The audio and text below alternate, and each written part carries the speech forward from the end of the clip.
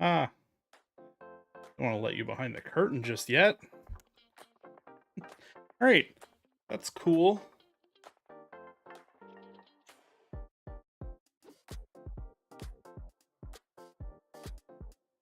And we can kill the music.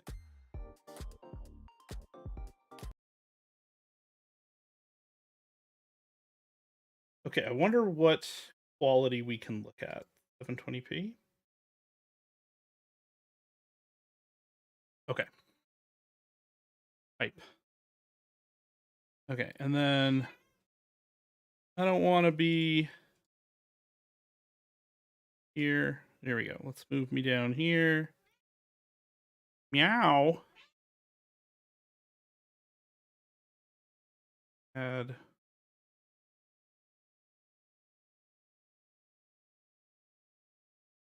Yeah, whatever. You can just go to the tools. Cube 5e. Don't know why that happened. And then, oh my goodness, Oswald.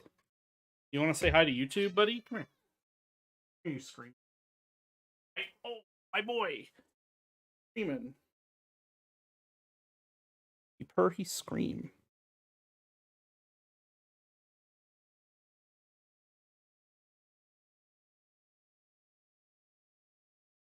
Did the camera not focus? There we go. Hey, buddy. Hey, buddy. Right. Horny worm.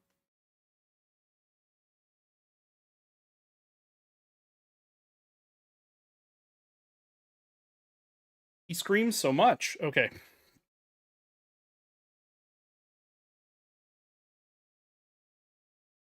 All right, let's...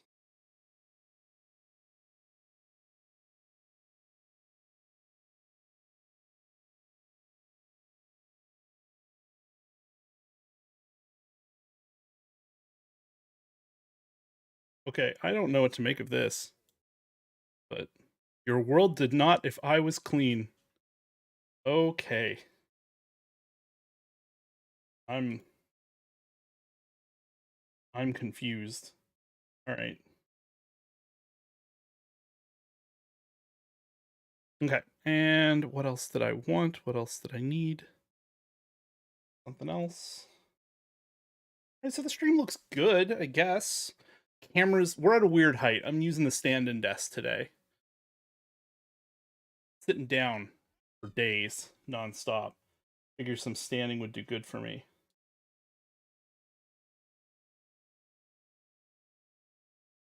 Okay.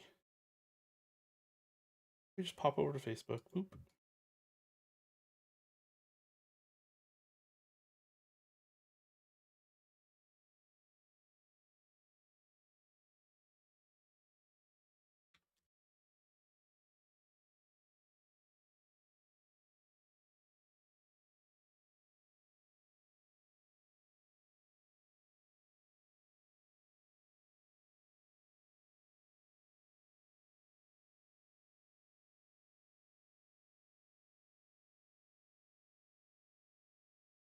All right. And I think that's all we gotta do. Very confused. Like, I posted that thing about how we're live on YouTube to my Twitter, and immediately, just immediately, someone followed me and then wrote that really cryptic thing. Your world did not if I was clean. What? Freaking me out. Person follows 153 people and has 22 followers. A bold attempt is half success. What do they post? Oh my god, this is definitely a bot. It's just weird.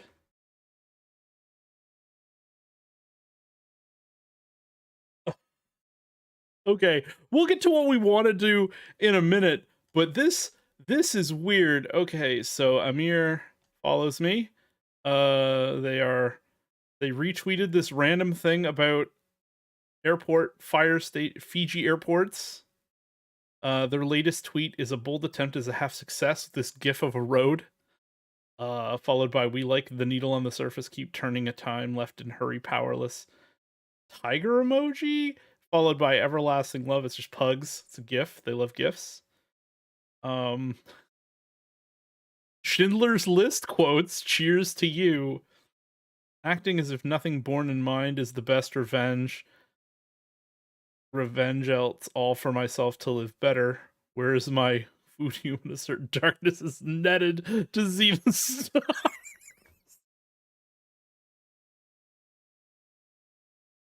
Oh.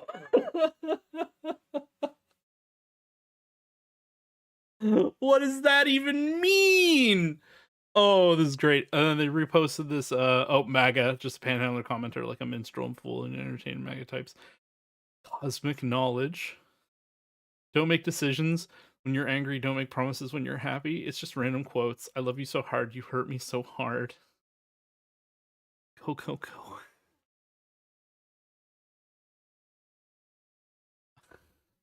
And that was their first tweet. They've been around since December of 2020. What do they like? They like mostly their own things and random things from other people. Who do they follow? Oh, obviously me. And then a bunch of people that don't speak English. Like all these, by that I mean, well, they could speak English. I don't know. They're accounts that are non-English accounts. Okay. All right.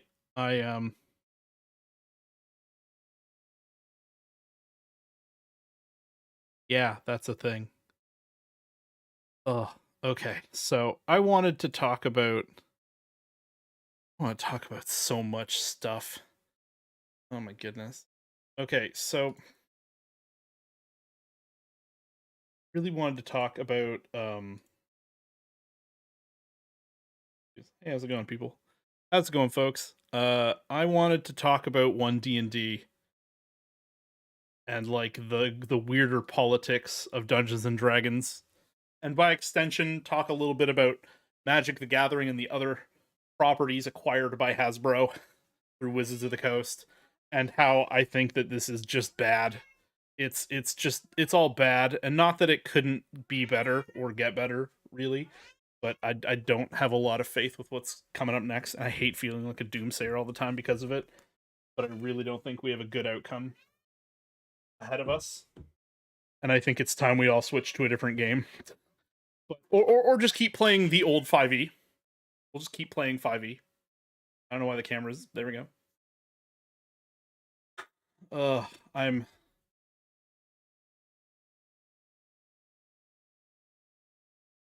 not excited about it. So yeah. I don't know if anyone has seen this yet. I know a lot of people have seen it. Yeah, so Unearthed Arcana, Jeremy Crawford, Christopher Perkins, and Ray Winninger, or Winninger? Winninger? I don't know how to pronounce his name. But Ray, Chris, and Jeremy are back at it again with new base rules, and they're basically 5e but worse, except for a couple key things which I think are good things. I think they're things that we're kind of already doing. Some of us have homebrewed it in. I know a lot of people have already looked at it, so they've folded in rules and ideas for, like, you know, your instead of half human, half orc, you could be half orc, half dwarf, and things like that. They've kind of folded that in. We've got race and background and are separate, but things that used to traditionally be connected to race are now connected to background. Everyone gets a feat. Feats are now mainstream again, but they're kind of like abilities and feats were in 4th edition, and a little bit like 3.5. It's a step backwards. I don't like it. Not fond of it. I'll probably record a proper little condensed complaint about why and how I don't like it. But the quickest way to put it is that basically feats are now not for everyone. By opening them up and making them standardized for everyone, prerequisites are a lot more annoying. Some feats can only be taken by specific classes. Other feats are things that used to be part of class features before, which broadens and changes how the rules work, which again makes some classes now feel a little underdesigned and empty. Specifically, Fighter and Ranger are having all their fighting styles and abilities that are fighting based turned into feats. Same with Paladin. And Monk, actually. Monk, Paladin, Ranger, and Fighter, I believe, are all getting their stuff turned into. See if we can find this section on it. Or no, it's in expert classes. That's right. So classes, dumb. I hate it. So warriors, barbarian, fighter, monk. Priests are cleric, druid, paladin. Mage is sorcerer, warlock, wizard, and experts are bard, ranger, rogue. Anybody who normally gets combat related stuff is having it all disseminated between. Some classes just have access to it, some classes don't. Some feats are restricted to your class group, some are restricted specific to classics. Others are restricted to people who already have specific class features, which makes sense. It's how it already was done. But the class groups is just adding another layer of complexity onto feats to make it so not anybody can just take anything, even if they make the prerequisites, which I don't think is good. It's not good long term. I don't love it. I'm not a big fan. It's I don't think it's gonna be good. Background is a good thing. Backgrounds are a bunch of pre-built ones. Much easier to make custom ones. Abilities and things are tied to it instead of being tied to your ethnicity, which makes a lot of sense. You have access to here. Let's peek at that very specifically. Oh yeah, Ardlings instead of Aasimar. As Azamar are being replaced with Ardling. I don't understand the need of that specifically. I don't know if there's like some complaint or it's really just the way how they turned kind of like how they changed Eladrin from being like an extra planar, like high tier chaotic good angelic being that wasn't a playable. It was like a powerful good monster that you were either allied with or maybe got mind controlled to fight you, but it was always a thing in the monster manual, a fixture of unplayableness, and then they turned them into regular elves. So Ardlings, maybe Aasimar, are going to get upgraded to something more powerful or being taken out of the game altogether. I don't really understand or know why they're doing it this way. It's confusing to me. I don't know why, but it is what it is. I really don't know how to explain it at all. But yeah, sorry, I'm just taking a look at stuff. This is our first YouTube stream, so I was just checking to see if everything's working. Everything looks like it's actually working. I'm pretty impressed. It is for anybody who's watched me before on Twitch. This is a very different experience. Twitch is definitely more immediately user friendly, but I have access to some crazy analytical stuff that Twitch always kind of like kept from me, which I'm excited about. I think as I start creating more stuff, I'll be using it more and I'll be interested in seeing what it is. I like math. I like stuff like this, so it's going to be good. Like I know how many people came from external. I know how many people came from channel page. I know how many people came from direct or unknown or browse feature. That's kind of cool. That's neat. Very neat. I also like how the VOD system will work here. So I don't know. One D&D has me a bit exhausted. It's basically a board game now. They've made everything more reliant on dice and less reliant on choice. And I don't love it. So we're gonna keep making stuff for regular 5e. We have a Planescape tag. I'm gonna learn to change how I do. Okay, that's not too bad. The live button doesn't cover Planescape. I was worried that was gonna be a thing that I was gonna have to deal with. So Planescape is not here. Instead, we got Spelljammer. That's fine. Spelljammer is a beloved property, so I can't get mad about it. But it does mean we have some content. We have some options to go towards our sweet and beautiful, beloved Planescape. I say beloved because I think Planescape, probably one of the best settings Dungeons & Dragons ever came up with. It definitely, I think, from a plot story-wise, Planescape Torment is probably the best game ever produced with the license. Probably followed by the plot of Demon Stone for the PlayStation 2. Like, it's a wide gap. So you have a PS2 action-adventure game that was part stealth, part, like, beat-em-up. And then you had, like, a CRPG that was just, like, aggressively weird, that I encourage you to check out. It's on GOG and on Steam. It's like $10 or less all the time. It's rare that it's more. I definitely recommend Planescape Torment. For anyone who's seen the new Spelljammer stuff, the new Spelljammer stuff is strange. It's got cannibal space clowns. It has giant hamsters. It has a dead god fetus monster. It's some pretty wild stuff. All that stuff is equally as part of Planescape. Planescape tends to be a little bit more on the kind of the dark fantasy end. It's definitely more philosophical and more political than Spelljammer. Spelljammer, at least in its current iteration on 5e. Whoa, hey, buddy. Look who tried to jump up. Look who it is. Come on, buddy. What's going on? You want some attention? This is Oswald. He's my good boy. Well, he's not being very good right now. Pretty bad. But he's very... what's wrong with you, buddy? Going a little nuts. Yeah, so this is more Pirates of the Caribbean, but with some of that weird stuff. Like, we got astral elves, space hamsters, and sentient oozes, which I'm all for. I'm all for all of that stuff. That stuff's really great. But I think that we're a little light on challenge and adventure.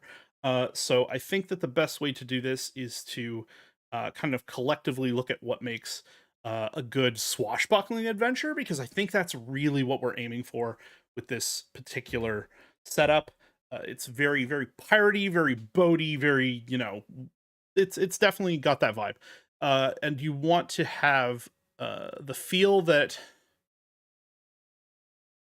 What's the best way to put this? You want to have it feel like you guys are definitely the main characters, but you're not necessarily the heroes, which is a big switch from how D&D typically is. Or you have to abandon the swashbuckleriness, because the best parts about like swashbuckling stories is that you don't actually know if you're the good guy until the end of the story as things pan out. Like, one of the best parts of the original like Pirates of the Caribbean trilogy is that at any given point in time, who the character you're rooting for is changes wildly, sometimes mid-fight, as you discover, as something is revealed to the characters, that someone's betrayed them the whole time, or was kind of good the whole time, or their motivations are skewed because it's not that bad, that they didn't do anything, or that they've been framed. And there's points where you're rooting for the villains of the first movie towards the third one, because they're in the right, at least from your point of view, or they've had a heel face turn, and you want to be able to do that in D&D, and it is possible. The trick is to have your party collectively heel face turn as needed. So respectability politics or something you can play on. I think we're gonna start actually taking some notes real quick. So a swashbuckling game, since we're looking at Spelljammer as Planescape, if we're going to use it as a foundation, Spelljammer as Planescape works perfectly. The difference is that Planescape is lacking in the boats so much, so you can kind of push some of the swashbuckliness aside, but swashbuckling doesn't actually require piracy or boats. You have the original Robin Hood, Errol Flynn stuff. That is straight up classic swashbuckling. You don't actually need the hyper specifics of your space pirates. So you can get lots of inspiration from, like, I think it's Errol. Is that how you spell it? Errol Flynn? Maybe? Earl Flynn, Robin Hood. / Pirates of the Caribbean. What? That's that what I typed? Weird. All right. You got Pirates of the Caribbean as a good influence there. Again, anything that's very buckle works really well here. And then for the types of ventures you're going to go on, they're going to be very much organization based, which is a big difference from maybe how you would approach D&D normally. If you've played D&D officially through Adventure League stuff under not Pathfinder, under the Forgotten Realms banner of the modern setup, you'll understand organizations. Lots of organizations exist. There's like the Red Wizards of Thay. You have I actually didn't play any living live games in D&D 5e, but I remember reading about them.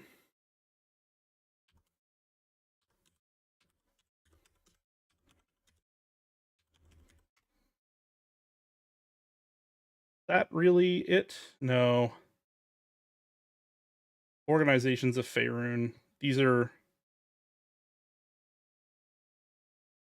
Jeez, calm down. Lords Alliance, Emerald Enclave, Lords of Waterdeep, Order of the Gauntlet, Harpers, and Tarim, Cult of the Dragon, Red Wizards of the Thay. You have these cults, these official villainous organizations, these organizations you can join, and that was elaborated on greatly with patrons in Eberron. And so what we're going to be looking at here, the best way I think to handle Planescape, and by extension Spelljammer, you can do this as Spelljammer as well, is organizations, patrons versus different organizations of patrons.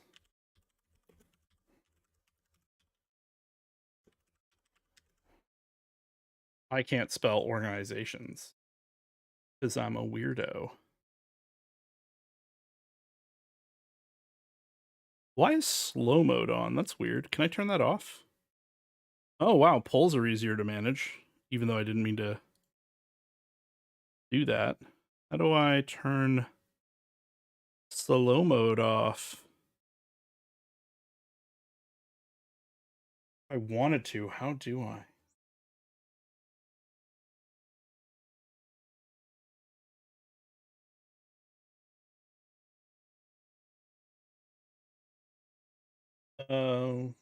Okay.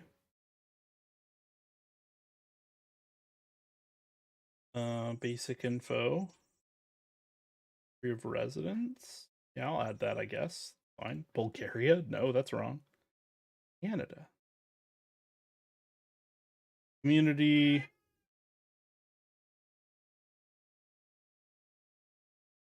I don't have any. Oh, that's right. I don't have any moderators yet. That's going to be. I got to give some people some moderation status at some point. We'll save that for now, and then we'll take a look. How do I. Oswald, you're streaming so much, buddy.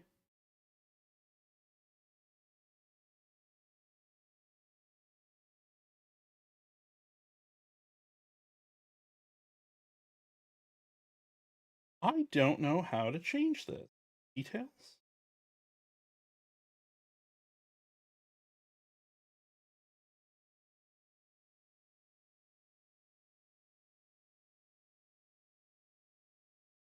Did I have to turn slow mode on?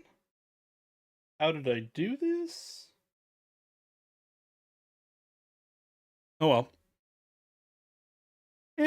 No big deal, I guess. Not that y'all are super chatty tonight anyway, which is fine. Nothing wrong with that. Oh, I can turn slow mode off.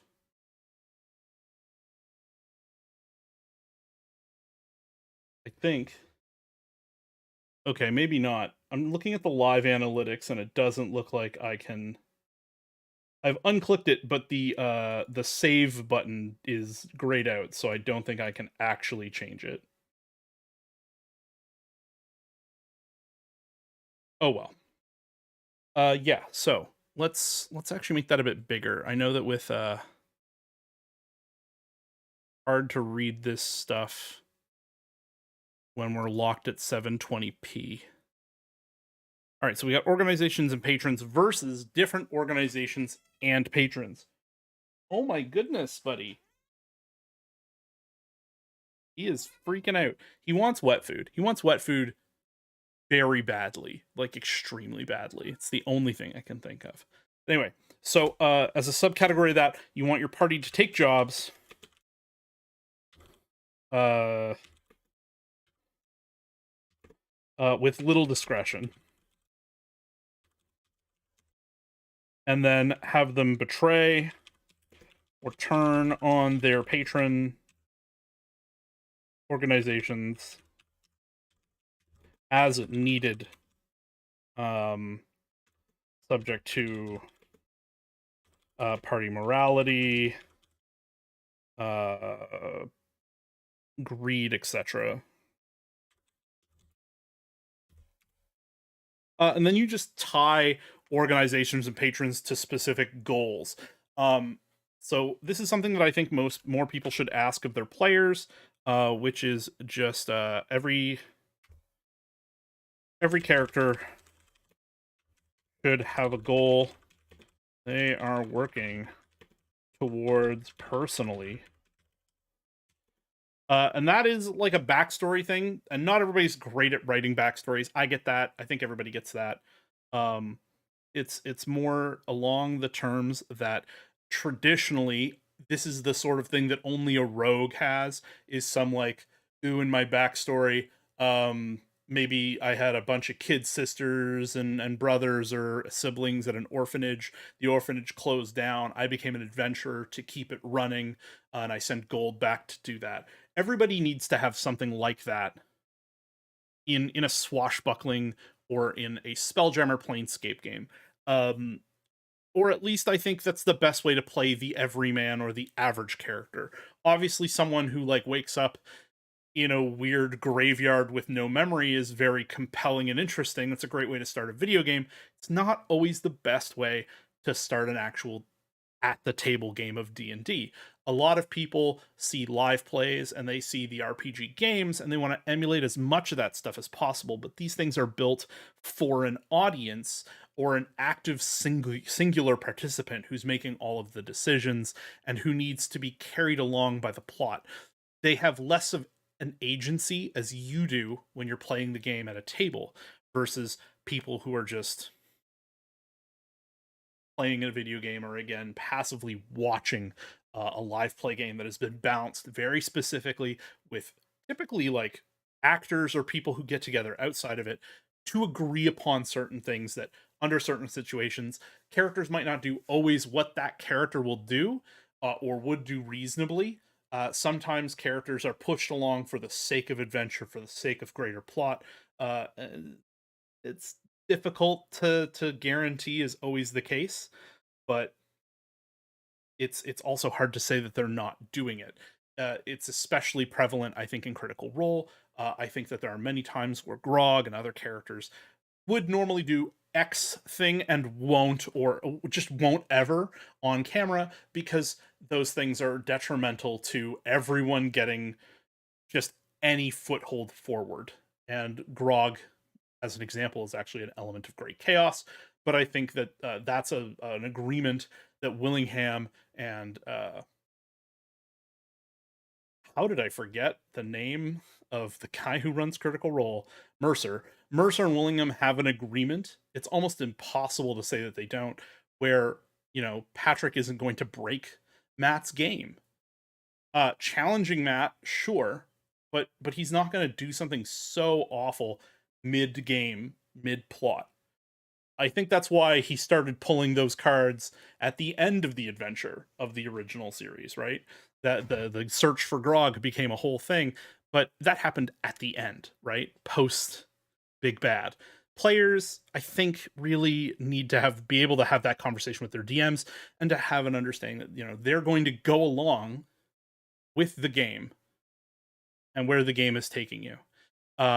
It isn't a like D&D can be a sandbox. It is not by default a sandbox, and not every DM is looking to run a sandbox. And if players want a sandbox, they should talk to the DM before the game actually starts, so that way the dungeon master is prepared to run a sandbox, or have the option of just saying they don't want to run it and let someone else have a shot, maybe at running their sandbox game. But every character should have a goal, I think, even if it's not one the character themselves are actively aware of. This is one of those things where a player can pull the amnesia card, but they do know that their character is secretly the twin brother of an evil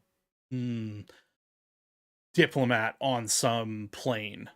Maybe they're a tiefling and they are the twin brother of some other tiefling who is a potential antagonist or ally to the party, depending on how they end up.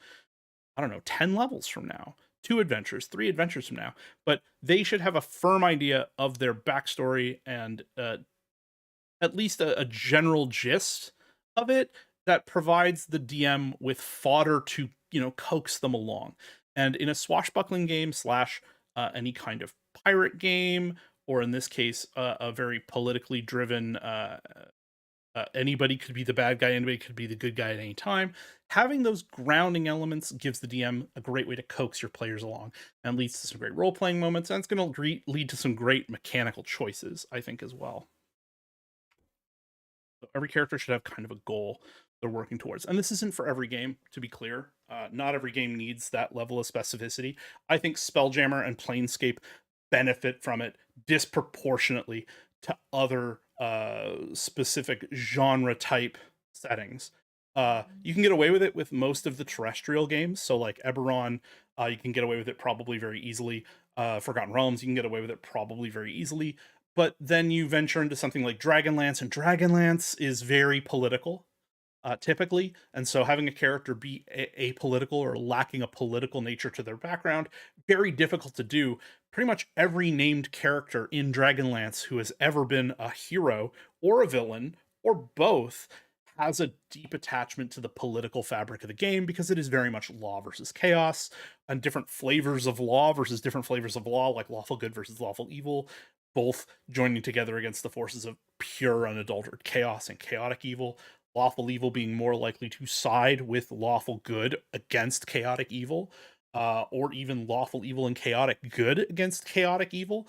And like lawful good and lawful evil teaming up even against lawful good or chaotic good and chaotic neutral is a thing that has happened in the past. So to divorce the game's internal politics from your characters in Dragonlance, I think is kind of hard to make a good Dragonlance character without some background attachment to those patrons and organizations and the political nature of those things. But yeah, that's kind of where I'm at here. And this is kind of like just a bullet point of things that help you maybe when you're designing your adventure. And then you want to have characters, or not, you don't want to have characters in the sense that player characters, you want to have NPCs that reflect these orgs and patrons in tone. And I say in tone in the sense that if you want to run one of these games and you want to do it in a comedy way, then to have your patron or your patron's contact or the organization you're working for, you can make that as humorous as you want, or you can make it as frighteningly mundane as you want. You can make it as scary as you want. You can make it as really anything that you want, but you want it to tonally make it pull together. I have designed a short adventure where it's a Planescape game, and the idea is your characters are all from the outer planes, so they're not from a prime material plane. They're not from Eberron, they're not from Kryn, they're not from Toriel, they're not from any of the Magic the Gathering worlds like Innistrad. They're from the actual planes. They're from way out there, where outsiders are from, or from the extraplanar places that house life, like the Badlands, the Beastland, the Beastlands, and stuff like that. What you want to do is have these characters come together, and they are working as temps. This is very Acquisitions Incorporated. They're temp employees, they're adventurers working for an organization in Sigil, and they are being sent to prime material planes to undercut actual adventurers. So someone will be like, hey, we need to hire a party of adventurers to clean out a monster den. but we only have so much gold. And then your party shows up and offers to undercut the local adventurers by taking payment in copper. Because in universe, in Sigil, copper is equal to a gold. Like the values are flipped. So if you go to the prime material and you shill yourselves out for copper, people are going to feel like they're getting a great deal, and you're coming back with full on currency, stripping wealth out of the local place. You'll also Oswald's still very upset that I haven't given him wet food. I should probably go feed him in a hot minute. But there's a comedy element to it. There's very much like sort of an office mentality where the characters are just like working to them. This is almost like a 9 to 5. And so it's like it's a 9 to 5. It's soul sucking. It's very life and death. They refer to their armor and weapons as PPE and things like that, and like company issued magic items. If we drink another potion, it's going to come out of our cuts. Stuff like that. You can make a really great, hilarious, almost deeply anti-capitalist office punk kind of vibe, which is what I was going for. And then the ideas of that adventure is to have them take on a relatively iconic villain who can pay them out basically very quickly because he recognizes their shitty organization. So they can either actually try to take him on, which they will be able to do because it would be like a mid-level adventure, or they could just accept the payment in copper, bounce out, and just deal with the consequences of reneging on that initial contract. Instead of fighting the villain as a final boss, you end up fighting someone in your office who's trying to fire you. Or they're confiscating all because you reneged on the original contract that they set up. They're basically taking it out of your pay, so you have to like try to escape the agency with all the spoils that you collected on the adventure. Otherwise, they're going to confiscate all of it, and you're going to be out of a job. I think that's a really funny twist. That if you can like solving it peacefully is actually a detriment because the company and capitalism in that instance doesn't actually want or profit from peace. And you can do some crazy fun stuff that way. Again, law versus chaos being the element here versus good versus evil. So that's actually the next point that I wanted to bring up because we talked about it a lot. Law versus chaos is going to be more interesting than good versus evil.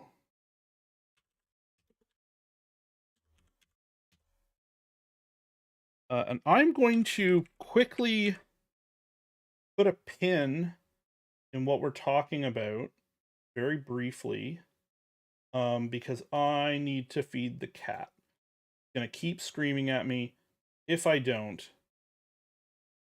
So we're just gonna go to the BRB screen, which I think will work, because all of my other OBS things seem to work.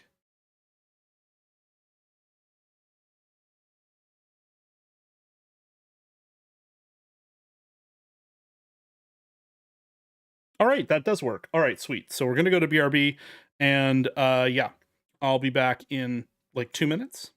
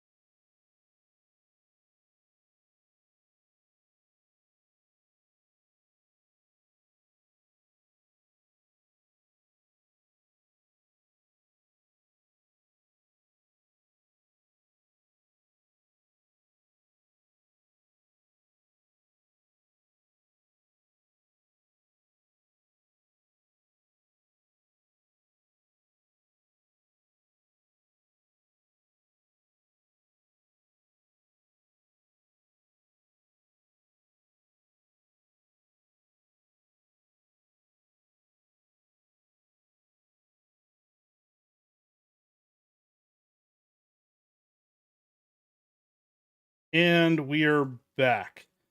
I just realized something very interesting about this stream, and that is I have no idea how many people are watching. I know how many people have looked at the stream in total,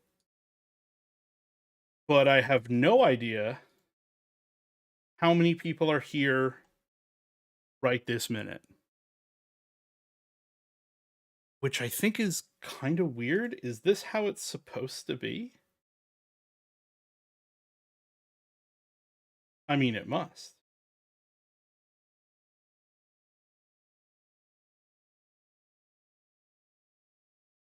Oh, here we go. So if I leave my analytics system entirely, I apologize. I've never done a YouTube stream before. Um, um,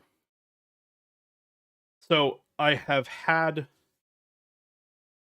X number of people view in the last hour, total of live people. Yeah, so I can see if people are viewing live if I'm not looking at the analytics at all. I have to look on a very specific, very strange page to be needing to see that.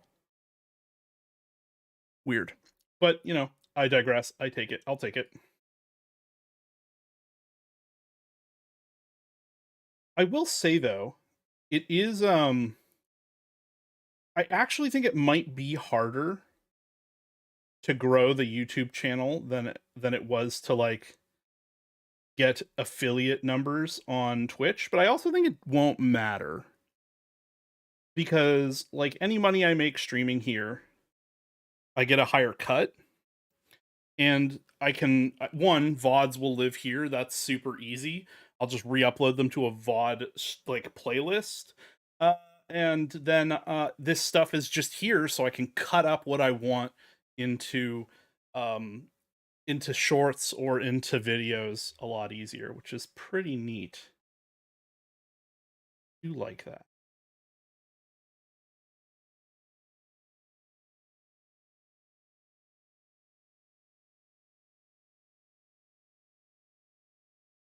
All right. So with that in mind, let's keep going on this stuff. All right. So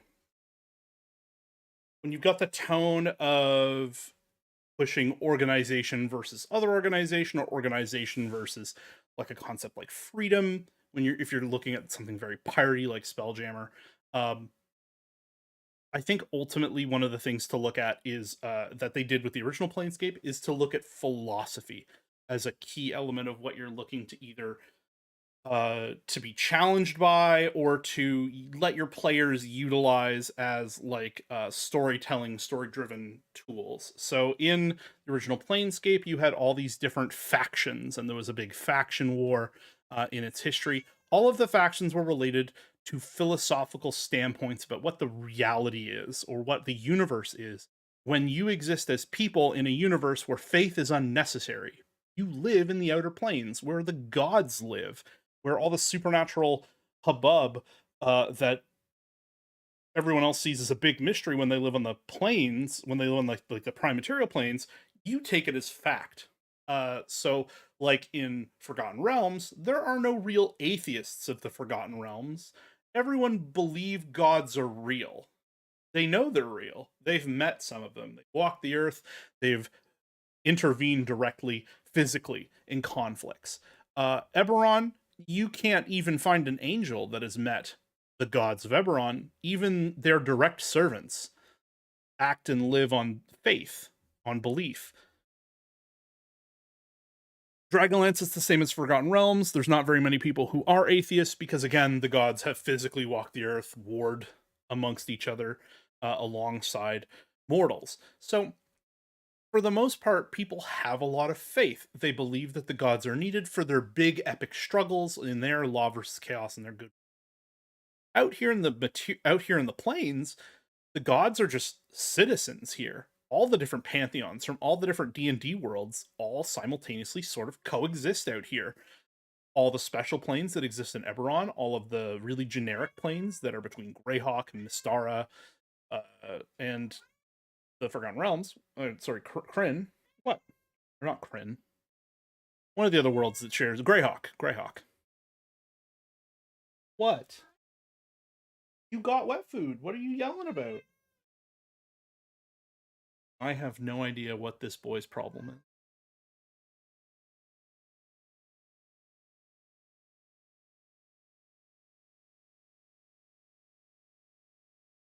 Yeah.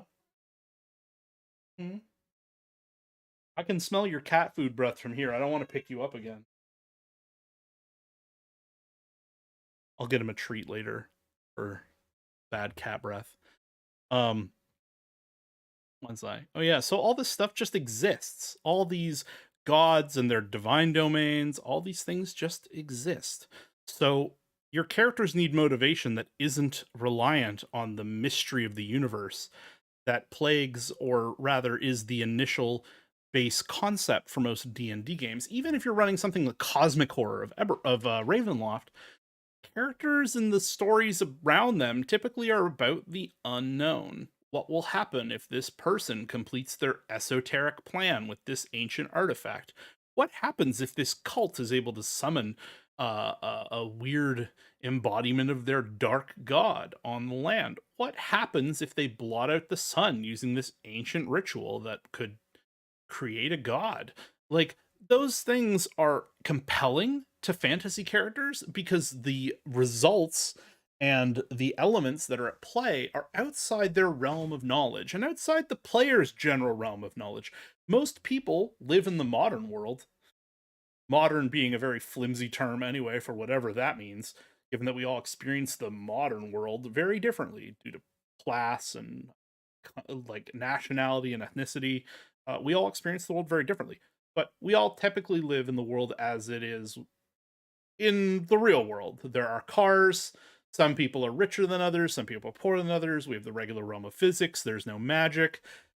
In the D&D world, these characters live kind of in a similar place. Of course, there's always magic and magic technology, and that varies from location to location, but the average person doesn't know how magic works. They just take it on faith that it does, because some people throw giant fireballs around.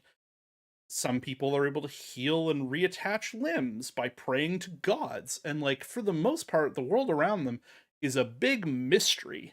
The average person is not really on the up and up of how the non-immediately corporeal world function and works. I mean, most characters don't. Most characters, again, are start at first and end at 20th level, but 20th level doesn't even reflect the same level of threat as some of the things that 20th level characters are supposed to fight. Typically, a group of 4 20th level characters are able to fight one thing that is CR 20.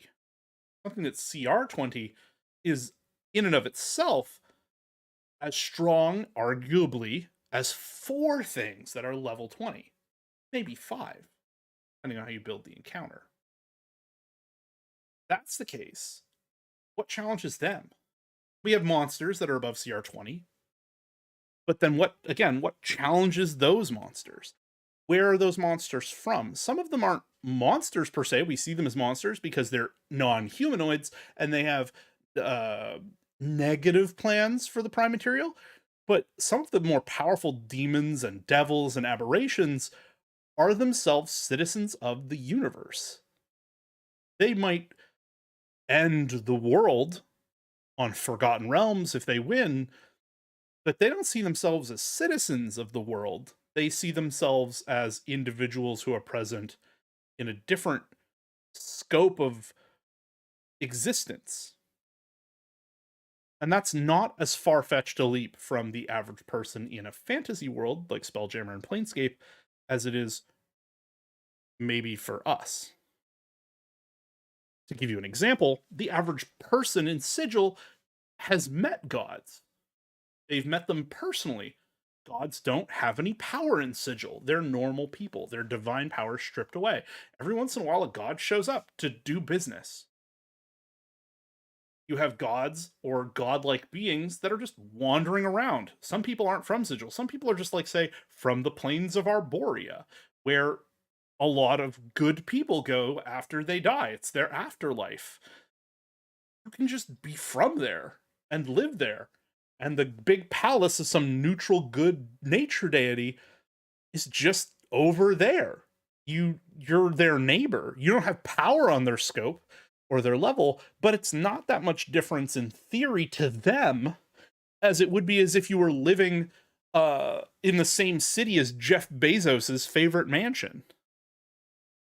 They don't really relate to each other, but they live in the same place and they're as real to one another, and their decisions impact one another in a more precise and immediate way than the average human fighter does with a god that lives elsewhere when you're playing a regular game of D&D.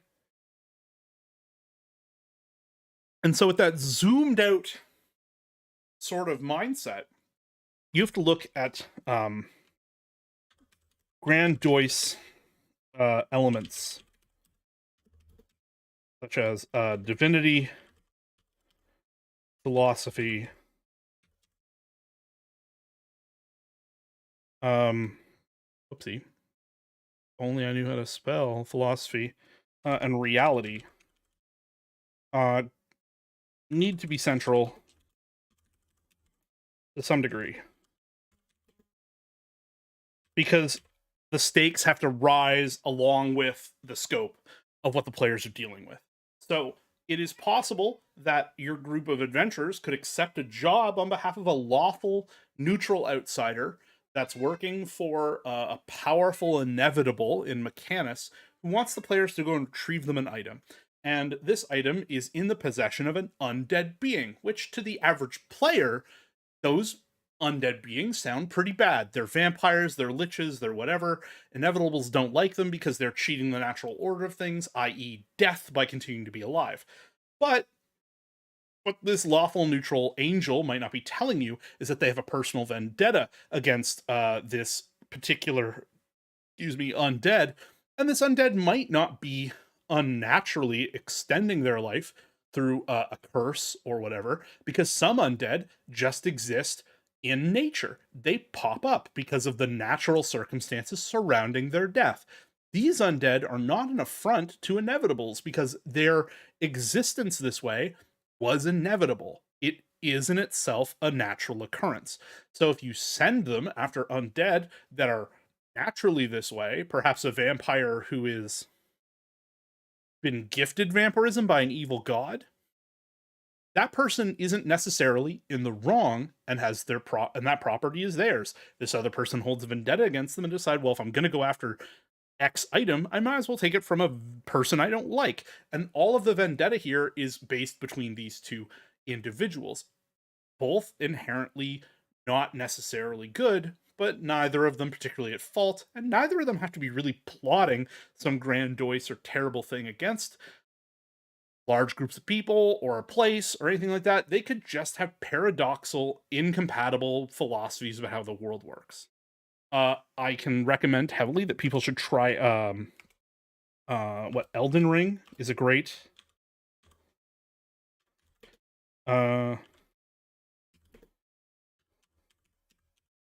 inspiration here. Elden Ring being it's entirely about conflicting philosophical approaches to what the end of the world and what you do with the end of the world looks like. Do you rebuild? Do you attempt to restore the new? Do you burn it all down? And yeah, that's kind of how philosophies work. Modern philosophies like fascism are deeply ingrained in nihilism and solipsism, really allowing for like extremely selfish philosophies. You have hedonism, which I think is Epicureanism, personal philosophy, Epicurean, where it's all about sensational absorption, like experiencing as much as possible, and it just doesn't matter how that impacts other people. I believe there's actually a group called the Sensates like that. And they run the gambit between good and evil entirely because they're all about sensing and experiencing everything.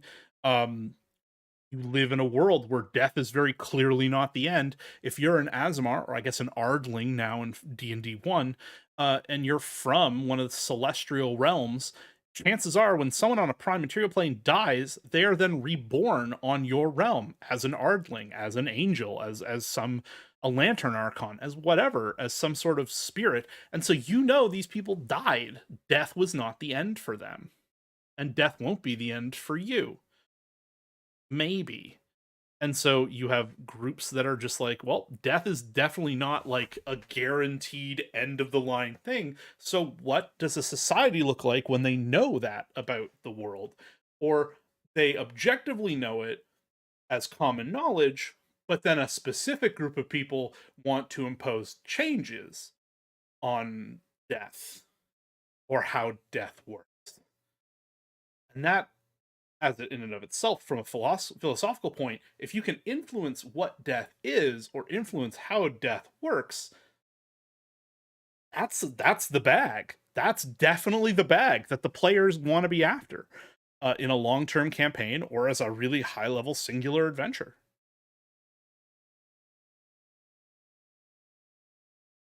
And that's the kind of scope that I think dungeon masters have to strive for when they're working towards building either large-scale campaigns or short-term adventures in Planescape, and to a lesser extent, Spelljammer. Spelljammer is still the average kind of NPC, or sorry, the average level PC in terms of like engaging with scope, but you're kind of halfway, if not 3/4 the way there, because traveling through, I don't know, Magic's Blind Eternities or through the Astral Sea to get between color portals that take you to different planes, you're going to start seeing and experiencing things that are just so outside the realm of comprehension to someone from a finite world like ours.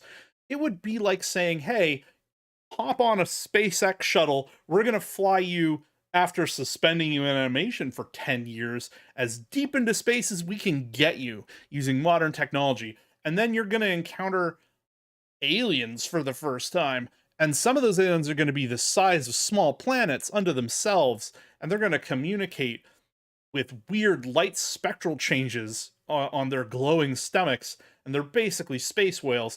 And they're the good guys, and the ones that are kind of close to you are kind of bug-like, and they're also the good guys, but they don't agree with how the space whales live because they don't understand one another at all, because they have just different concepts of like what it is to be alive, because they just, I don't know, the bugs live in spaceships just like you'd have to in order to survive the depths of space.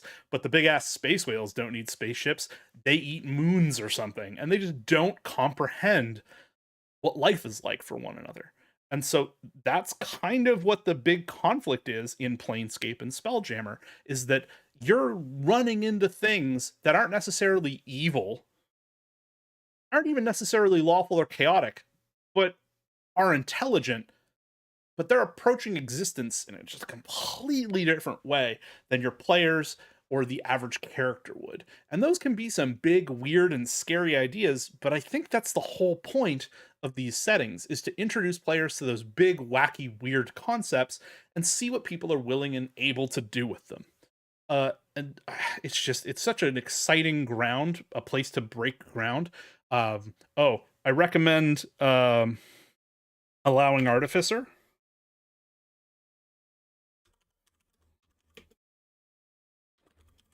Artificer from Eberron should show up. Big fan of that. Artificer really allows for a magic that is more technological, or magic that is more rooted in a sense of like physics or math, or however you want to put it. Put an end on that. Artificers from Eberron should be available.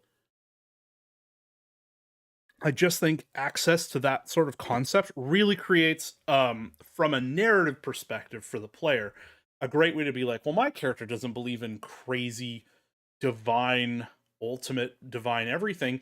The universe works on a set of rules, and whether I worship a death god or an evil god or a good god or a lawful god or a chaotic god, the universe runs on a set of principles that I can bend to my will because I learned how to do that. And I can observe sorcerers, wizards, bending reality these ways. So maybe divinity doesn't matter. Maybe it's just another really powerful magical way of manipulating the universe and some creatures just inherently have more of it. And then you stumble into a sort of agnostic atheism where gods are just people but way more powerful. And that can be a really interesting drive for an individual character or a really interesting drive for an organization. I actually believe there is one like that, except I think they're actively out to kill all gods. We'll look up the Planescape organizations, because that would be a good place to draw inspiration from. We don't have a Planescape, a proper Planescape setting book or any sort of anything for 5e. So, excuse me. Looking into this through Wikipedia, probably the easiest way to find a lot of this stuff. So there are the Aethar, Believers of the Source, Bleak Cabal, Doomguard, Dustman, Fated, Fraternity of Order, the Free League, the Harmonium, Mercy Killers, Revolutionary League, Sign of One, Society of Sensation, Transcendent Order, and the Zawatex. Zawatex? Zawatex? I never knew how to properly pronounce that. So let's pop down to the Athar. The Athar are known as the Defilers of the Lost. They deny not only the gods' right to pass judgment over mortals, but their very divinity. They claim the gods, who they call powers, are powerful but have limits and do not deserve worship. Instead, Athar priests channel divine power from what they call the Great Unknown, or what they believe to be the true divine force behind everything. Their headquarters in Sigil is the Shattered Temple, the former temple of the dead god Elskar. Following the faction war banned from Sigil, they moved their headquarters to the base of the Infinite Spire, where divine magic does not function in protection of the many gods they have offended. The Athar are broadly divided between real-world atheists, agnostics, and deists. Then we have the Believers in the Source, known as the Godsmen. They believe that each life is a test and that every person has the potential to become a god. Their headquarters is the Great Foundry, symbolizing their belief that the multiverse constantly forges and refines all beings. They share many parallels with Hindu, Buddhism, and most sects of Mormonism. Really? Huh. However, the ultimate goal is not nirvana, but apotheosis. Apotheosis being kind of wild. The Bleak Cabal, or Bleakers or Madmen, deny that any belief system has any merit. As they see it, the universe has physical rules, but no metaphysical or physical or philosophical ones. Therefore, any meaning in life must come from within. Their headquarters is the insane asylum of Sigil, called the Gatehouse. They are derived from real-life existentialists and the philosophy of Friedrich Nietzsche. Nietzsche. Doomguard. The Sinkers believe that the sanctity and inevitability of entropy, particularly the inevitable destruction of all things, the core of their beliefs is that everything ends. Their headquarters is Sigil's Armory, where they forge weapons as tools of destruction. I believe that Pathfinder has a god that's all about this, and I believe you get a priest of them in Kingmaker as one of the core playable characters, Dwarven Priest. And that's probably one of my favorite characters in that game, not because mechanically they're very strong, but they just have a really strong, well-written personality that is really anchored into this kind of like pseudo-nihilism. The Dustmen, also called the Dead, believe that both life and death are false states of existence, that there is a state of true death, which can only be accomplished by denying one's emotions and physical wants and needs. Concept similar to eternal oblivion, but also conceivably to nirvana. Their headquarters is the mortuary, where Sigil's dead are interred and cremated. Their philosophy is closely related to the Arthur Schopenhauer, along with some shared with similarities with Buddhism, Stoicism, and cosmism. I don't know how to pronounce things. I'm actually genuinely interested in hearing this pronounced. They have a pronunciation?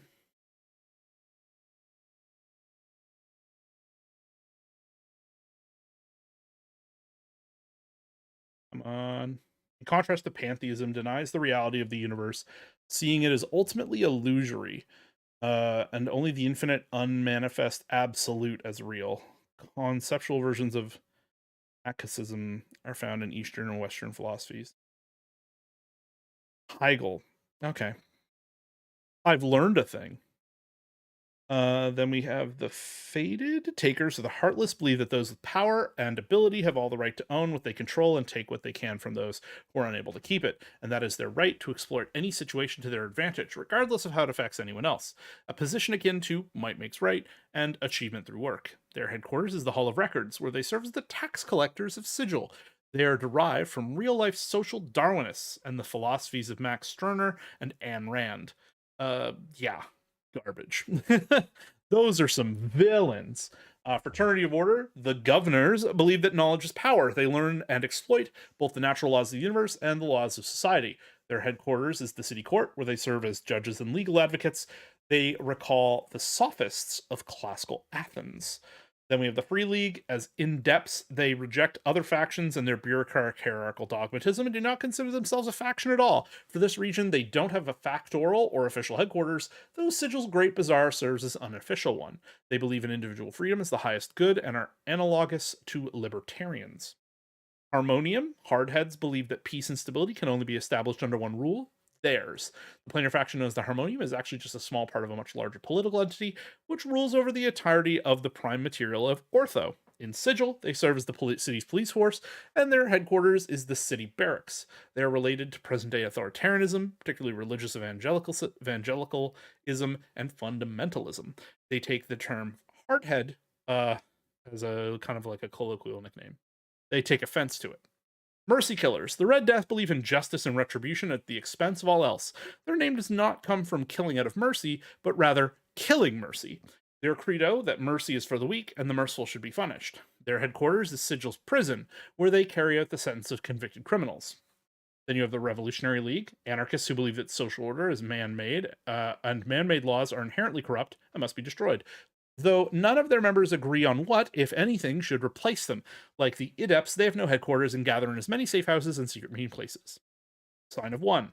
Signers believe that everyone is the center of their own reality, and that reality can be reshaped by the power of imagination. The headquarters is the Hall of Speakers, where House's sigils legislate. Some of them are solipsists, though most are not so super extreme. Solipsism being basically that you can only rely on your own vision of reality, what you experience as objective reality. Something that basically is an extremely juvenile philosophy. I've never been to Spain. I've never experienced Spain, but Spain definitely exists, and the things that happen there impact my reality. I just can't perceive immediately how that works. Very famously, I think very recently, I think it was, who said it? Dave Chappelle said Twitter, he doesn't give a fuck about things that happen on Twitter because Twitter's not a real place. But as it turns out, whether or not Twitter's a real place is irrelevant because stuff happens on Twitter that impacts his life, whether he likes to believe it or not, or he'd rather say the statement he doesn't care about that Twitter is not a real place, because by admitting that it could be a real place or that it simply has the same level of impact or any percentage of impact as a real place, that the people there calling him transphobic would be people he'd have to admit are real and then have to deal with or reconcile those beliefs with. As an example of what solipsism is, and a real world example. The Society of Sensation, the Sensates, which I think I touched on earlier, believe that accumulating experiential knowledge through the senses is the only way to achieve enlightenment. Their headquarters is in the Civic Feast Hall, which features an endless series of entertainments and a library of magical stored experiences. They are reminiscent of ancient Epicureanism, if not hedonism more generally, as well as more modern empiricism. Then we have the Transcendent Order. The Cipher believes that by tapping into the cadence of the planes and acting through pure instinct, they can achieve a higher state of being. Their headquarters is the Great Gymnasium, where members can train to improve their bodies and minds.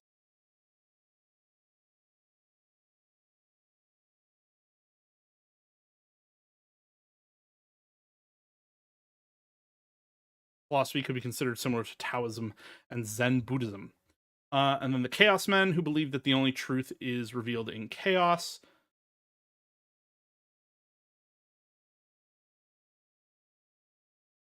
Disasters have been more accurately described as being totally off their rockers, every one of them, and their headquarters is the Hive, the most disorganized part of Sigil, ward of the same name, compared with the real-life Discordianism. And so they had a huge faction war about who was right and who was wrong, and which philosophy deserves to dominate, and yada yada yada. That was both a subsetting. There were materials released around it, and you had it impact materials that came out afterwards. Planescape is very much set around a central city, which is Sigil, which is why all of these places had headquarters in Sigil. But Planescape can also be traveling through the planes and experiencing the mundanity of the infinite or the banality of cosmic existentialism. It's really really strange and very difficult to describe at the most basic of terms most of the time. How long have we been live for? Can I see?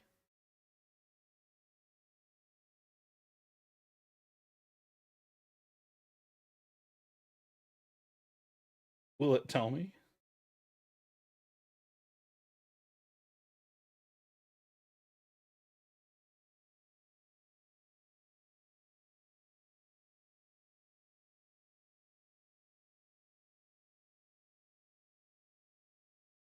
Huh. I guess I can't know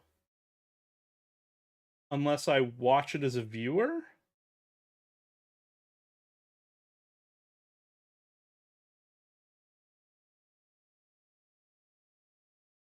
I'm just going to take a quick beat. Okay, so there's 2 people watching.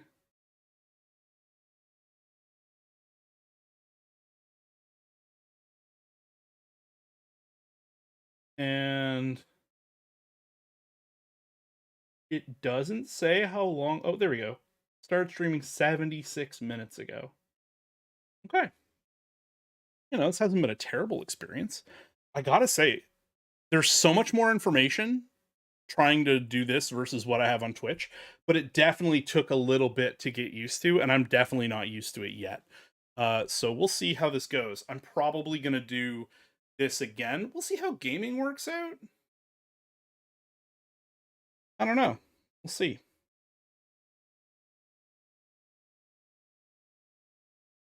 I also need to see if I can figure out a way to have it alert me to subscribers. Nope, I need it more convoluted and vague like my style.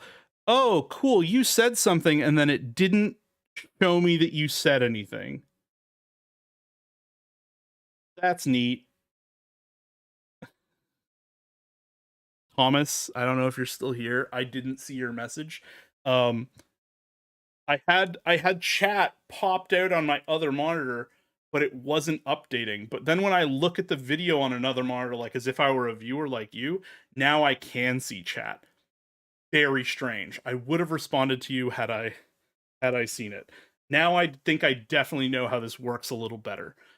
So for anyone who's never streamed before, when you're on Twitch, you hit the go live button on your software, your streaming software, and then it immediately picks up on Twitter's end, and then not Twitter, on Twitch's end, and Twitch generates your stream. You don't have to push or do anything here on Twitch. You just have to use OBS to do everything, and Twitch takes what OBS gives it. But you still have to, on Twitch, tell Twitch what your stream's going to be named, what kind of game you're playing, all that.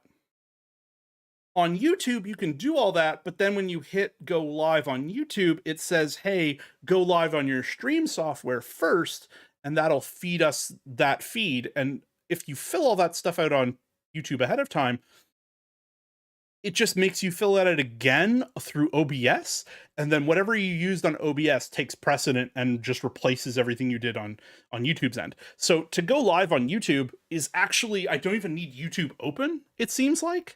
I think I just go live on OBS and it just streams, and then I don't need to have anything to do with YouTube open at all, unless I want to watch live analytics, which might be better. It might mean that that saves me on some system resources, right? Because then I don't need to have it live. I wonder if the chat in OBS, when it shows YouTube chat, if that would be more accurate than how I was doing it over by watching YouTube. Anyway, this is a bit of it's kind of an experiment, right, to see how this works. And we've been streaming over an hour. We're gonna go a little bit longer. I kind of want to have some more stuff down. And I don't know what I'm going to do with this video. We'll archive it somewhere. I'll figure it out. It'll be great. But yeah, just going to put a pin in this really briefly because I do want to talk about the Spelljammer books. Because while I bought the Spelljammer kit, which contains an adventure, a monster manual, and a player's book, each one of them small little hardcover books of themselves that are quite nice in terms of like their design. I want to talk a bit about something that we don't talk about on this channel at all, that we've never talked about on my other streams back on Twitch, and that is Magic the Gathering. We've played a little bit of Arena. I've played Magic the Gathering on and off since I was a child. I've been a big fan of the setting and the systems, but I've never been a big fan of like the price. Magic is a very expensive hobby to be into. Most TCGs are, Magic particularly so because its secondhand market is so thriving and aggressive. But we're seeing something right now with Magic, and we've been seeing it to a lesser extent with Dungeons and Dragons. And that is that since Hasbro bought Wizards of the Coast, the mandate originally is that Wizards of the Coast had to turn much higher profits within the first 3 to 5 years of being owned.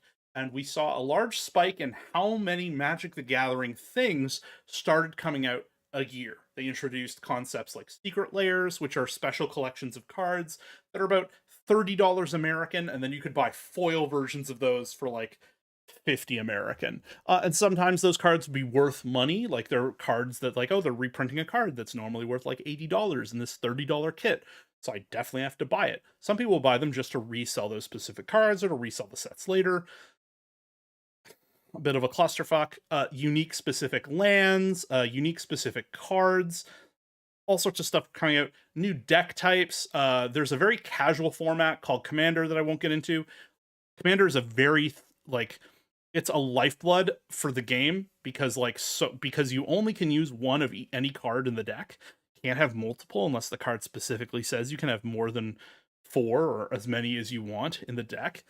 Cards that normally never see play in standards like Modern or Legacy or Historic or Standard are seeing considerable play in Commander because we need to fill the deck space, and those niche things that the cards can do that some of the like less optimal cards can do are finding interactions because you have everybody playing cards at those weird lower power levels. So you want things at higher power levels to counter them, or fodder at middle or lower levels of power to like interact with or to shut out. And so there's a race for like very, very cheap and inexpensive rares are seeing use. Some uncommons that are typically not worth building any sort of combo around in Modern or Standard are seeing more heavy use in Commander. But Commander is also a very informal format. There are no official tournaments for Commander, even though Commander makes up a big chunk of the pre-constructed decks that they sell every time a new set comes out. And as many times as new sets come out, cards are being listed with the specific wording that commanders are looking for, not target opponent, more things that target all opponents, stuff like that. Because Commander is also like basically a 4-player or more player informal combat game versus most Magic formats, which are one-on-one duels. And so Commander, also because it's an informal game, people don't care how good their cards are or to how official they are. Many Commander players don't care about proxies, for or either poor reproductions that I might have made or you might make at home because you can't afford to spend $150 on a very rare card that you want to put in your deck. So instead, you go online and purchase a highly beautiful, unique reproduction because you're not playing at a tournament, so you don't need official real cards. Some Commander players care a lot and others don't. And so every once in a while, Wizards reproduces cards that aren't officially reprints of those cards because they're not printed as Magic cards. And what I mean by that is that they have the wrong borders and that they don't have official Magic backs. They're not actual Magic cards. They just look like them. They're collectible reproductions. I actually have one that I can show you. Painbow deck that I've done some alterations to. One of the cards, I basically bought a relatively, I wouldn't say it's a particularly expensive card, but it's a card that costs some money. You know, it can cost upwards to like 40 some dollars if you get like one of the originals. And it's called Reflecting Pool. It's a land, you tap it, you get whatever color mana you want. These are resources in the game. Reflecting Pool is just whatever on its own, but in Commander, you only have so many card slots for things that aren't monsters, and you want really specific lands that'll do interesting and specific things, and Reflecting Pools gives you any color mana. Yeah, so I have a Reflecting Pool. Cost me like $10 to get this Reflecting Pool. So Reflecting Pool as you might be able to see, has a gold border. And the back is not an official Magic the Gathering back. It's a Magic World Championships 1998 Seattle special edition cards. They sold them or gave them away at this event. This is not a legal card that can be played in any official capacity. You can't play it. But for all intents and purposes, it is the card. It even has some of the great original art. It has the Weatherlight symbol from what set the card was from, or at least this version of the card is from, and it's great. It functions in every way that a card in a card game needs to. It's not too big or too small. It fits in card sleeves. It's the right weight. It's the right thickness. It's not going to be... I have no way to cheat using it. I can just play it as a reflecting pool in my Commander deck. And Commander players, typically, the closer it gets to being official Magic product, care less and less about whatever scruples that might be involved.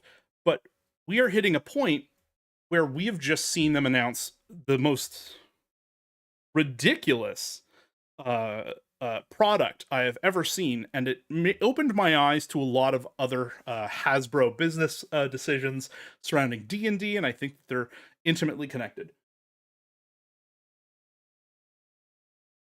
So the last time they did a big round of reprints with gold borders, they sold a set of 50 cards for $50.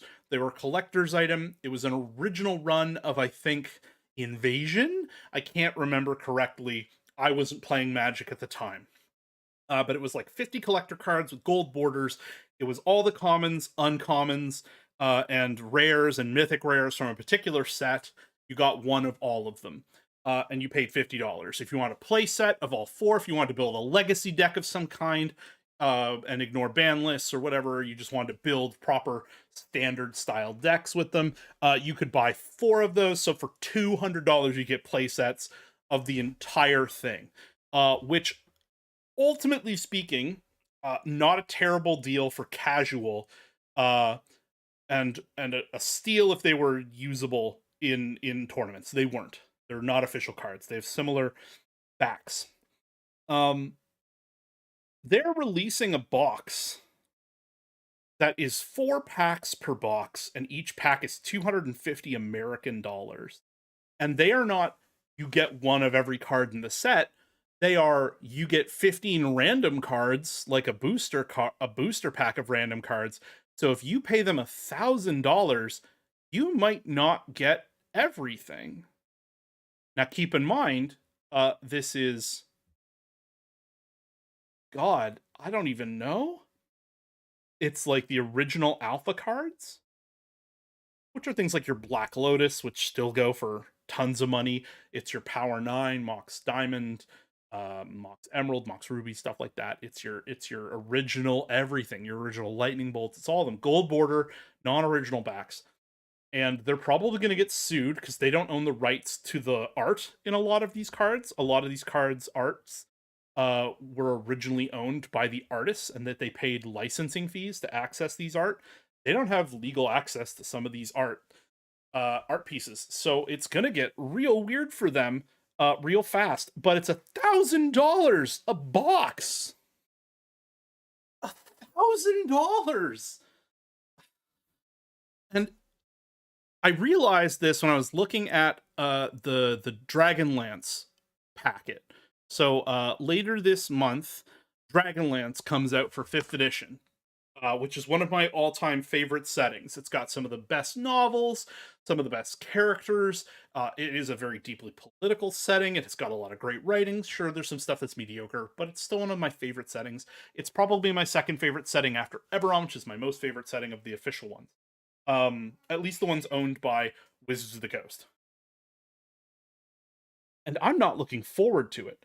I think the book is going to have a lot of problems. And I base that on the sense that other than the actual Eberron book, we haven't gotten a Forgotten Realms book. We have only gotten, we've gotten a bunch of Magic the Gathering settings. Only one of the 3 are any good. Theros. Theros is a good book. It offers a lot of interesting things for a DM, to incorporate. Talks a lot about faith and divinity and godhood and religion, that even the Dungeon Master Guide doesn't delve into as much. It also allows for non-level character progression, allowing your characters to get stronger based on experiences that aren't experience points. Very similar to the Mythic levels of Pathfinder's first edition that allowed characters at 20th level to grow into 20th level character, Mythic Tier 1, Mythic Tier 2, Mythic Tier 3, whatever.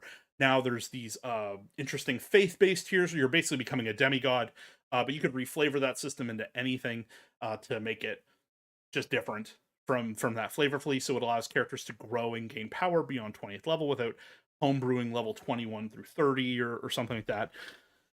Then you have Ravnica, which offered some interesting monsters, and that was it. It didn't really talk about the setting enough. It didn't talk about plotting enough. It didn't talk about running a game enough. It didn't talk about anything enough to make Ravnica interesting. Its onboard adventure was terrible, and the crunch backgrounds for players mixed between useless and broken, depending on how you want to read those rules as written. Then we got friggin' Strixhaven. Strixhaven is a book very interesting for running a D&D game in Strixhaven and has nothing, almost nothing of value to strip out and use in other D&D games. It's literally a hyper-specific book that is too focused on what it is. Not great, in my opinion. We got the Feywild book, which was actually just one big adventure and not really a lot of anything you could take to start building or plotting out your own Feywild stuff, not nearly as much. Ravenloft was a setting book that gave a lot of player crunch options, and a lot of really broad generic stuff about a ton of individual Ravenloft things. But Ravenloft, whenever it was released before in earlier editions, was a book 4 times the size. So here, let's look.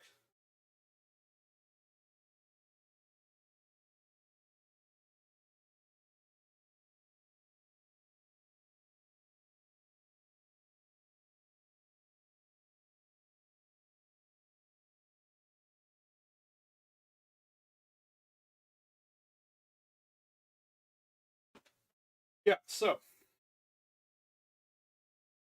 we have Van Richten's Guide to Ravenloft, which is the official 5e Ravenloft book, and we have Dungeons & Dragons campaign setting Ravenloft core rulebooks from 3rd edition, which was put out by Arthas and Sword and Sorcery, which were, at the times, I believe one or both of them were subsidiaries of White Wolf, the company that made Werewolf, the Apocalypse, and Vampire the Masquerade. So, there are 6 chapters of the original Ravenloft core book. One was about the world of Ravenloft, the players of Ravenloft, player characters, ways of the world, which is societal things, the Dread Realms, which are the individual setting places, the different countries within the Ravenloft that are all the different themed adventure horror subgenres.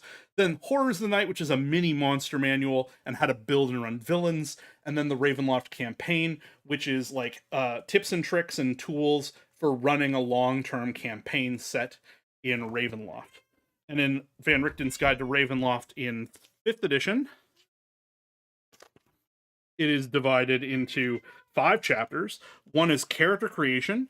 So the first chapter is 36 pages, and what it offers are a handful of backgrounds, 2 subclass options, a little bit about dark gift and dark bargains, which are basically things players could make deals with the devil, and then some 4 new lineages, each one about 2 pages long.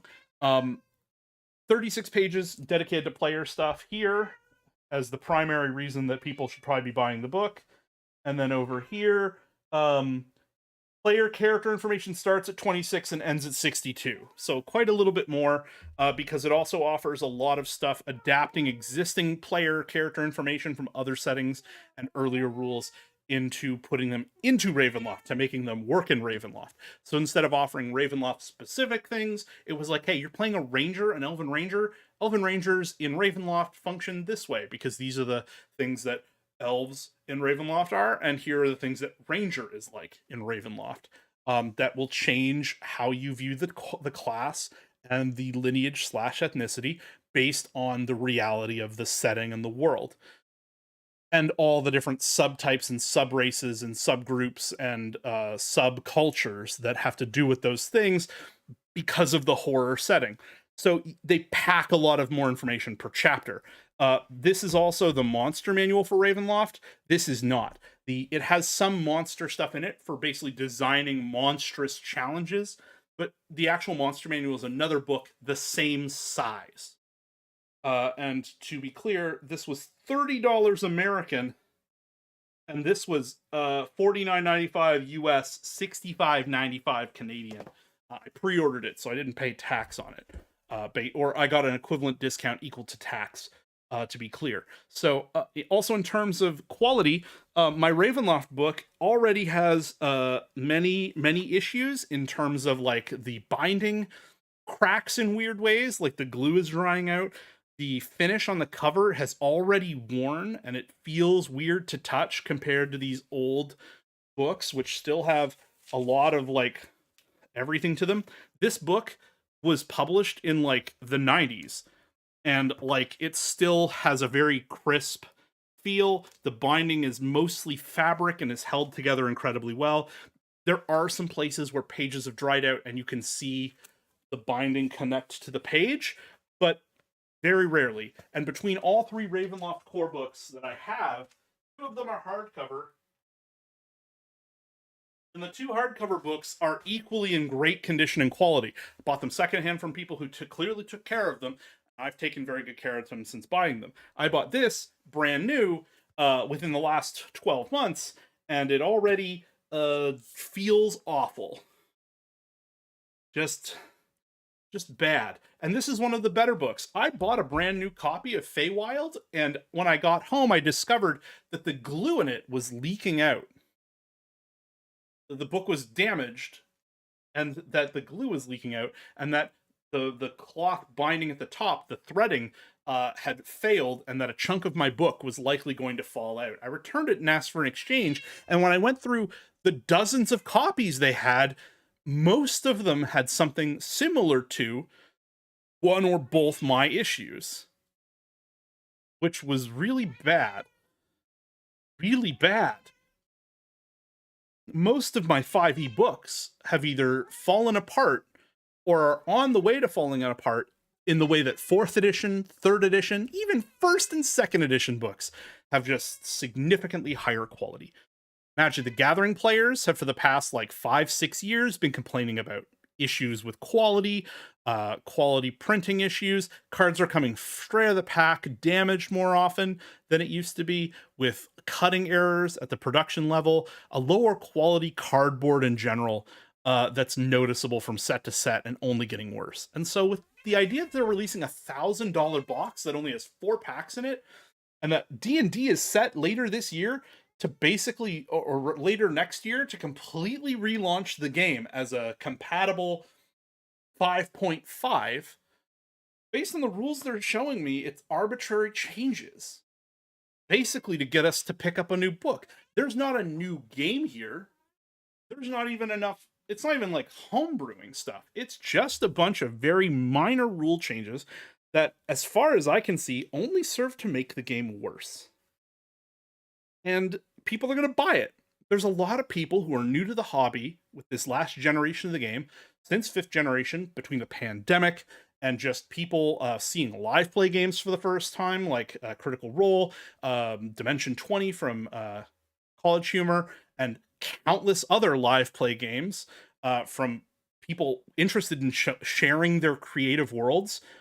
You're just hitting a point where there's so many new people that even if only a third of them buy this new game book, it's a huge profit for them, because I don't think they're putting any real effort in. I think they have quotas that they have to fill. Our quality is going down. The quality of the new game looks objectively worse than the one we've already got. More complicated, at least arbitrarily. And so I find it difficult to believe that they're going to pull this off in a way that is worth our money. And I'm just worried. And it makes me glad that since 5th edition has come out, I have only reinvested in other games more. and in older versions of this game to update them to 5th edition so that I have new worlds and new mechanics long after they abandon this superior version of the mechanical system that we've got. Because I think this time next year, we're going to have a new D&D game, and all the new books that come out are going to have new content in them for that new core set of rules. And I think we're just going to get re-releasing the stuff that we have. Like, why would they bother giving us a new setting book when they could re-release Tasha's, but with the new rules in mind, instead of releasing addendums? It's not looking good, in my opinion. I don't know. I'm not excited. Not excited in the slightest. But yeah, expect in the future me to talk about this more. If you subscribe and hit the doobly-doo, I'll be try to condensing some of these thoughts into more comprehensive videos, possibly through YouTube Shorts. YouTube Shorts are monetized whether I have 1,000 subscribers or not, I guess, which is crazy. So I'll probably be getting in on that. I think at least I don't need 1,000. I don't think I need 1,000 subscribers. I don't know. I'm gonna look into that. I need to see how that works to get monetized. But yeah, thanks for tuning in. It's been a fun first stream.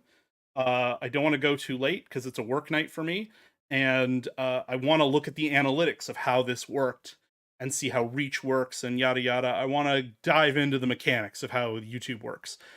So yeah, take care. I'll see y'all around, and I appreciate you tuning in. We will be streaming tomorrow. We will be streaming back on Twitch because Twitch is still what I'm accustomed to, and at least I have monetization there, so if someone does want to offer me a Twitch Prime or a subscription, we can do that from there. But I will be back on YouTube next week. I think at least one stream a week will be YouTube for the foreseeable future. But yeah, take care. Bye. And we'll continue this next week. Thursday will be D&D related stuff for the time being. We are going to work a little bit more on building an actual adventure. That is the goal, is to have by the end of the month an adventure. I will work a little bit of it off stream, but for the most part I'll be working for it on stream. A Planescape adventure. Yeah. Peace.